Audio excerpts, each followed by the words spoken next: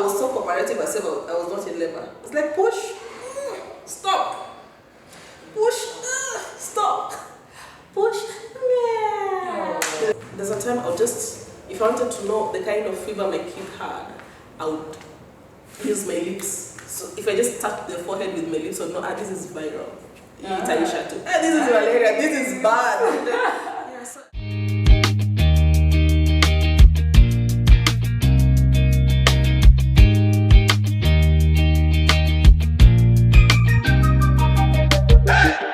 guys, welcome to Dear Mama. My name is Leonida Owaga and I'm your host. And joining me today is Tan. I'll let her introduce herself.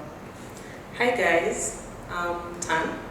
Tan is short for Tanya Opolo. I'm a mom of 3, or I'm a 3-time mom of 3 girls, also a teacher and a mental health specialist, and I'm happy to be here. Karibu sana. Thank you. So I remember the first time we met, I was doing your makeup, and I'm not sure if I was part of the conversation or I was just listening in at that time. But you mentioned that having 3 kids is easier than having 1.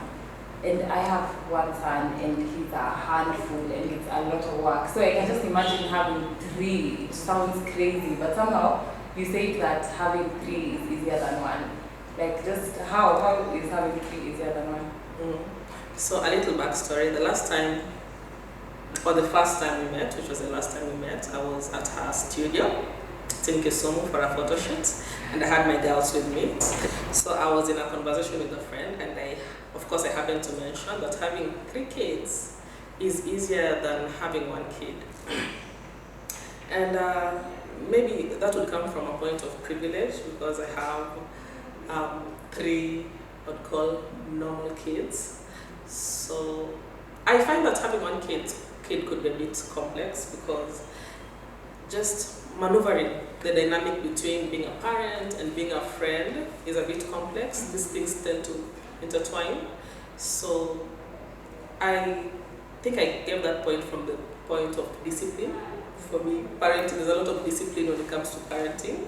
So disciplining 3 kids is easier, because there's little guilt. A lot of times they comfort themselves. Yeah. But when you have just 1 child, when you come in hard on discipline, you have to discipline them and then comfort them. And I feel like that sometimes dilutes the effect of whatever lesson you're trying to teach. Yeah. And also, they have a friend. Like, they don't have to go out there and start looking for friends. Or as a parent, you don't have to come in and now play the role of friend, because it's a lot. Like, it's also a bit dysfunctional, but it's a lot when you have to be your kid's friend and your kid's parent. And they're entertainer also. Yeah, but they have each other. You can always just ask them to. You can feel less guilty when you send them away from you, because they have each other. They have company. Yeah, they have company. Yeah. So it's like you've given birth to them and they're companions. So yeah, That's true. You say you're more like a supervisor. I am a supervisor. You just watch them from a distance, like, no, and then you pull it as a group. And if you just find a leeway, you can make the firstborn your co-parent. So you just give instructions so that he supervise as you sit out of the whole thing. So I feel like having more kids allows you to rest more. Yeah. You even have a bit more independence, right? It is easier to have a life when you have more kids. Yeah. Because in this era where you never really know who you have as a house help, you get so anxious when the kids are just 1 kid is alone with the household. But when you have more, then it's they always have each other in case of anything. A little backstory. 2 months ago, I left the house in the morning. And of course I left with my kids and took them to school, but the youngest comes back earlier. So when the youngest came back, my help had decided that was the day she was going to leave if I come back from work. So she left and the youngest at around 3. She's 3 years old? No, she's 4 years old, but the help left at 3, because the baby comes in at 3. So she waited for the baby, picked her from the bus, then left. So the others come at 4. So when they came back and found the littlest alone, They just took care of her, gave her her evening tea, ensured she changed into her own clothes and stuff like that. So I came in at around 5:30 and I was so worried, but I was trying to imagine what if she was just an only child, and I should have stayed 2.5 hours without me getting there. And as much as I was annoyed, I was trying to imagine the space should have been in if she was just alone. Yeah, so I feel like having multiples wins. Yeah. Wait, how did you find out the nanny had left? Oh. I did not. I got there. You got and found there. the kids alone, taking the tea and trying to, settle in. So I asked them, where's Auntie? And they're like, we didn't find her. And then instinctively, I just went to her room and she'd taken her clothes. I don't understand why they do that. Like, she called her, then she called 3 days later to apologize. Oh. Yeah. Makes no sense. Well, yeah. You can never really be, have complete peace of mind. But yeah, I guess having multiples helps. Now imagine if she was alone, it might have been a different story. Exactly. Yeah, so also, a little that humor. It's like spreading the risk. That's a good. No, actually, help God didn't hear that. I love all of them. I want to, be with all of them. Yeah, so I struggled. Yeah. Parenting one child, I really struggled. I don't know whether it's because it was my first child or I was a first-time mom, but I feel like it was much harder parenting just one child, and my anxiety was, over the roof. And my urgency culture was intense, like I was so worried if she doesn't eat her dinner by 6. But once they get to 2, like they can play together and eat at 7. When they're 3, it's like they'll eat. They'll eat when they eat. They have each other. Yeah, so. That's interesting. Yeah. So now, of course, with your independence and how you can be somehow not detached, but you're able to watch them from outside. So is there anything interesting that you've learned from them or about them? Would I call myself could I call my current situation independent? No, you cannot never be independent of your children, but somehow it's a very toxic relationship. Your kids just need you and you need to be around them. It's very dysfunctional. But I feel like when you're in that space when you can watch them, as an observer, it's easy for you to just deduce each person's personality separately. So I know that the older one is very strong. My girl is strong. I'm starting to suspect she's stronger than me. And the middle one is very organized. Is very organized. And the last one loves chaos. So now I know, because I've observed them, I know that this one is one because it's chaos and then reports, and the middle one just doesn't want anyone to touch her stuff. But the oldest is the strongest one, so she's always trying to clean after them and take care of them, because I don't know whether she's strong because she has responsibilities or she's taking up responsibilities because she's strong. But yeah, you can now observe them and just tell that this person is like this and this and this. So the way to put on your expectations on them is more informed. Yeah, I don't expect my oldest to be organized, by the way. She will not put things in the right place. But this middle one will put things in the right place. The older one will carry the laundry basket to the wire line. Yeah, so I know what to expect of her at any given point. And when the little one reports, I don't take it so seriously or as hard as I would have if I was so involved in, trying to be their friend and their parent at the same time. Nice. Yeah. That's interesting. It is. So, do you feel like it's helped your relationship with them? Now that you can, if you compare just your first child, of course you're very involved, you are very occupied, busy. So, and now with your last one, you said she's 4.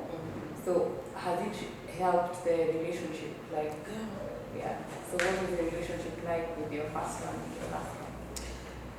Firstborns, they receive a lot of attention. It's the child you prayed for and you're all excited for.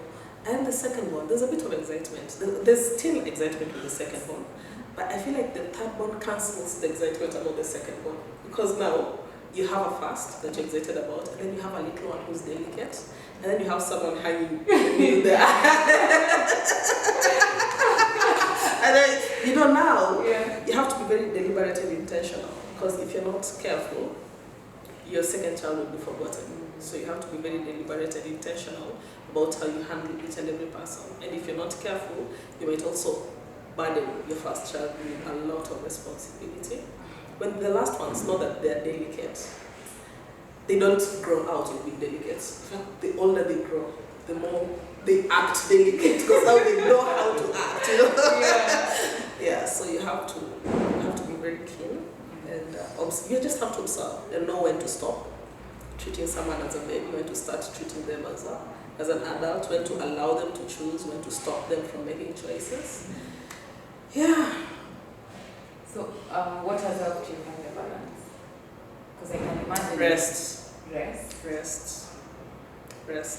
I feel like rest has made me a much better mom. And the fact that there are 3 allows me to rest. Yeah. So when I come back to them, I'm a better person. I can imagine. Yeah, so I rest. And when I compare how I parent now with how I parented my first, I feel like the rest has made me a much better mom. Yeah, I can literally sit down and talk with them and laugh. I talk with them more than I talk at them. Yeah, so I feel like that rest has done that. Rest has fixed that. That's awesome. Yeah. Okay. So, as I mentioned, I have only one child, but now I'm in the process where I'm considering getting another one. But it's a very, the first labor specifically is not the best experience. Like nothing could have prepared The me. trauma. It's too deep. So now when I'm considering having my next child, I'm really thinking about this labor bit, and I'm like, do I really want to go back there? So, and you have 3 kids, you're a 3-time mom, so I'm curious, does the labor get better, or how is it for you? It's not. My labor got worse. Yeah, my labor got worse. But most people say that the labor got better. But I think my labor got worse because I had my first child in a public hospital because my parents insisted that that's the best place to have there are a lot of experienced midwives, and that was my easiest birth. The labor was long, but the birth process was, I don't know, maybe 30 seconds. 30 seconds? It was so Wow. fast. Really? And then I had my second child in a private hospital. I think private hospitals have levels. So in like a middle level private hospital, and it was rough. I didn't labor for long, but that short period between delivery and birth was very intense. They didn't have a gynecologist on standby. They didn't have experienced midwives, and when the baby finally came, I think also I had a really big baby. She was 4.0 kg. That was a big baby, and I bled a lot. So the nurses panicked and I panicked. But my last birth would have been smooth. It would have been smooth, by the way.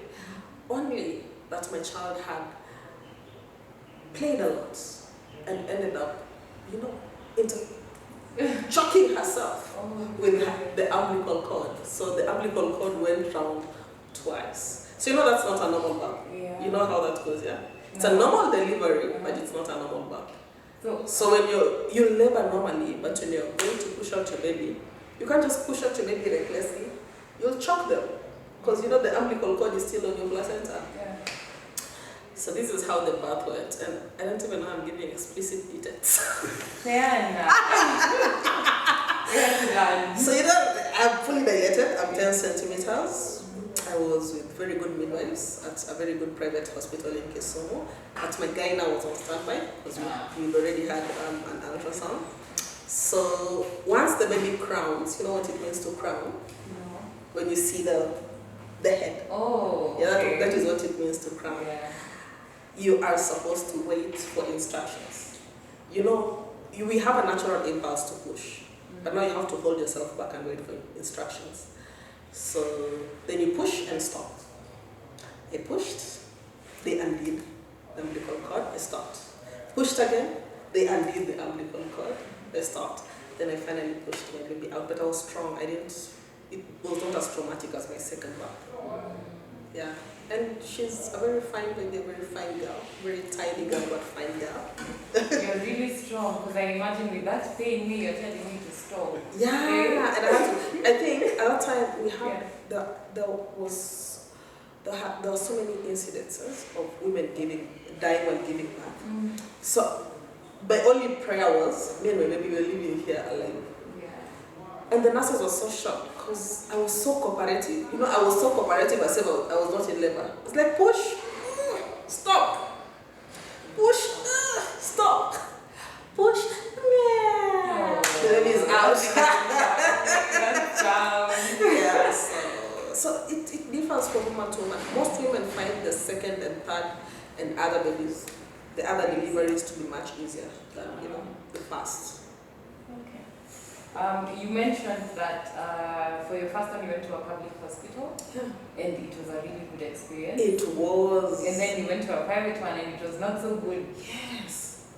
And then for the third one you still chose private. It's a private hospital that's a bit big, so they have more traffic. Yeah. I feel like when you're choosing a place to go and have your baby, just choose a hospital with a lot of traffic, because that means they have more experience. It's easier for them to identify emergency and handle emergency, and they probably already have equipment to handle emergency.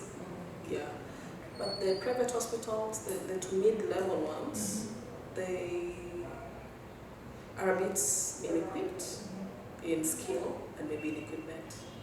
So that could be, I don't know, but that is a very biased. It is a very biased point of reference, but that was my experience. Yeah, but it's a really good tip. So the more the traffic, probably they have more experience. So maybe you should also look into how long have they been around. Yeah, because my first birth we were so many women. I think also it was fun because everyone is screaming. Public hospitals, like nobody cares about us.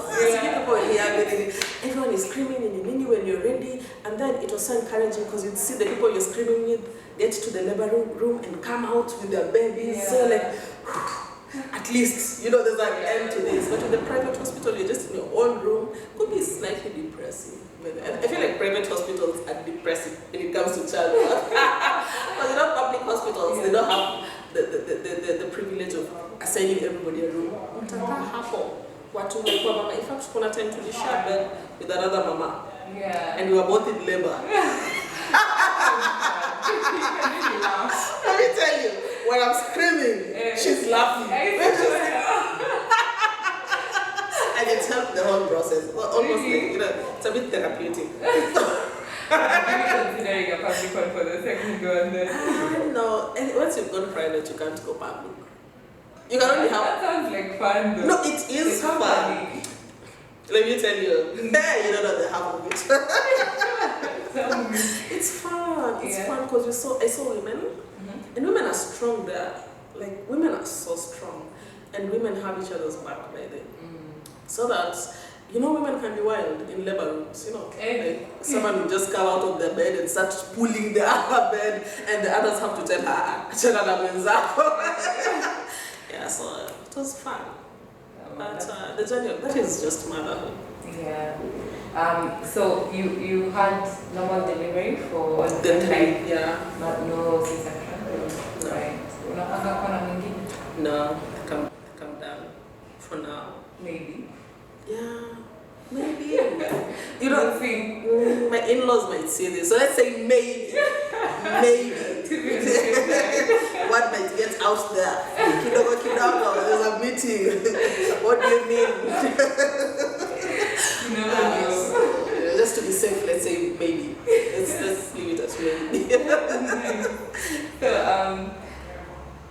having 3 girls, you told me you've been a mom for 9 years. Well, this is my 9th year. This is your 9th year. That's brilliant. Yeah. Oh my God, that is amazing. So, what are some of the challenges that you've had? Like, what's been maybe one of the hardest things that you've had to go through as a mom? Wow. I think, can you even say wow? But you know, our problems as moms, they just fall under like one bracket. From your body issues, body dysmorphia, you lose your body as it was, and a lot of times a big part of our identity comes from our physical looks, so you lose that part of yourself. And then you have to learn how to be a parent, and there's a lot of imposter syndrome, because you don't know, by the way, even at my third child, there's a lot I still don't know.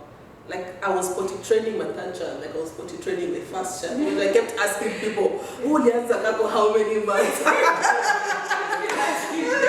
And this is my third child, because I'm asking first time moms, like, hey, I'm at potty, what do you Any potty training is another level. The house helps. I've been blessed. I've been blessed to have very good mamas. Yeah. But I've also had my issues. Like the one who left, she just stayed for like 4 months and left. But I've also had people who stayed with me 4 years, 2 years, 3 years. So I think the household menace is one thing. Professionally, you can't deliver. Like, you cannot fully deliver as a man would, because you're not fully there. And if you're fully present at your workplace, you're not even halfway present at home. And the way we are wired, as long as you're a mom, there's just a way you will, prioritize your children over your job naturally. Now, again, I'm speaking from a point of privilege, because I know that single moms don't have the privilege of, half-assing their work so that they can focus on. Yeah, but for me, I think it affected where I thought my life would be at my age so much. Yeah, because now I had to, set a few things aside, but I'm catching up. I'm trying to work on that so that, we can roll this thing. We can keep this thing moving. Yeah. So what keeps you going? Rest. I say rest. Rest is the wine that keeps you and going. rest. Yeah. So wine, rest, but mostly God. I pray a lot. Motherhood makes you a prayer warrior. Even if you did not know how to pray, somehow one time you'll find yourself with a child who cannot sleep because they have coma, and you will pray and mention scriptures like, God, this child must just sleep today because I'm tired. And you pray over everything. I hope she's fine. I hope the house help find her. I hope all those are prayers. Yeah. So being a mom makes you a prayer warrior. You just keep praying over everything. I hope she doesn't struggle in school. I hope she gets someone to eat lunch with. I hope she doesn't get bullied at school. I hope, there's a lot of prayer when it comes to motherhood. I used to think that maybe the worrying is just maybe because it's the first time you're doing it as a mom. Maybe, you're just trying to figure it out. So you just worry for now. But maybe after you have your second child, the worrying stops. A few things are not as worrisome as they were when you had your first. Yeah, there are things you just brush. And like now your kids can sleep without socks and you just sleep. You sleep. Yeah. But sometimes other things just worry you as much. Like a sick child will worry you as much. Yeah, that's true. With your first as it would with the last. A child who's struggling with school would worry you as much with the first as it would with your third. So I think as they grow, the problems expand. Yeah. But that also makes you expand. She's an orator, but she's also a writer. I love her. She's called Chimamanda Ngozi, and she says that motherhood, the thing that motherhood does for women, as opposed to men, is that it allows women to touch into a plane that men would never even imagine. So, it expands you in a way that men would never imagine. Yeah. I remember there's a time if I wanted to know the kind of fever my kid had, I would use my lips. So if I just touch the forehead with my lips, I would know, this is viral. This is malaria, this is bad. So I don't think my husband would ever do that. Because the way he panics. You're the calm one. Because I've been doing it a lot. I've been doing it more than him. Not more years, but just I've been actively participating in the parenting more. So I have expanded more in parenting than my partner. And that is not a good thing, that is not a bad thing, it just is. That's just how It just is, yeah. Nice, that's interesting. It's quite an interesting experience, the whole thing, from having a child to raising them, from even pregnancy. Yeah, you learn quite a lot. A lot. I'm curious, what are, or maybe one or two, you can give us some life lessons that you've gotten from your children as you raised them, that maybe you've learned about life or even about yourself? The beauty of being different. I see it in my kids. I see how people who came from one home and one mom can be so different, and it's beautiful. Yeah. I have a child, and I'll just say, my firstborn will stay in her pajamas the whole day. Yeah. My secondborn will not. She'll get up and strip and put on matching clothes and walk out of the bedroom. So like I was like, this is so beautiful. Like, how can you just be so reckless with your own life, and your own sister is so organized? Yeah. So I feel like parenthood teaches you the beauty of difference, and it allows you to extend grace, because when you accept your own weakness as a mom and you accept that your children cannot be perfect, then you can extend grace to everybody else. So I think it has made me more gracious, not graceful, I'm still clumsy, but more gracious. More forgiving even to More yourself. forgiving to myself, because I see sometimes you really fall short. Like last year, there's a time I really fell short, and I struggled to forgive myself, but I did. My youngest, they had an activity at school, they're supposed to wear home clothes. But there was a funny Ipupa concert in Nairobi, so my whole mind was in that concert because I was supposed to catch the 3 o'clock flight. Yeah. So she went to school in uniform, and the others were in home clothes. And then I got this info at 9 when I'm already at work. I can imagine how she was feeling, but luckily there were 3 other parents who forgot. So it's like, I was like, because this would have been bad. Yeah.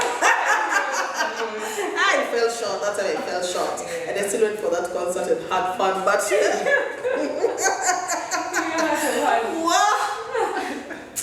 yeah, so sometimes we fall short, but we learn to forgive ourselves because we score in so many other areas.